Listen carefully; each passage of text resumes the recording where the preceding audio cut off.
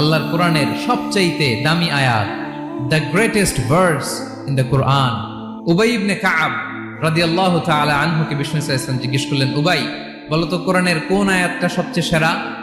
উবাই জানেন, তারপরে বললেন আল্লাহু ওয়া রাসূলুহু আ'লাম, আল্লাহ আল্লাহ রাসূল ভালো জানেন। দেখেন কত বিনয়ী ছিলেন সাহাবারা, জেনেও উত্তর দিতে চাইতেন না, ভাবতেন না জানি বিষ্ণুনবী নতুন কিছু আমাদেরকে জানায়। বিষ্ণুনবী আবার বললেন, তুমি কি জানো কোরআনের সবচেয়ে শ্রেষ্ঠ আয়াত কোনটা? এবার উবাই ভাবলেন এবার আমি উত্তরটা দিয়েই দেই। তিনি বললেন আয়াতুল কুরসি, আল্লাহু লা ইলাহা ইল্লা হুয়াল হাইয়ুল কাইয়ুম, এটা শ্রেষ্ঠ আয়াত। বিষ্ণুনবী খুশি হয়ে উবাই ইবনে কাবের বুকে একটা চাপড় মারলেন, এরকম আদরের চাপড় দিয়ে বললেন, লিয়াহনিকাল ইলমু ইয়া আবুল মুনজির, হে আবুল মুনজির, জ্ঞান এবং প্রজ্ঞা তোমার জন্য মোবারক হোক, তুমি ঠিক বলেছো। সুবহানাল্লাহ পড়ে।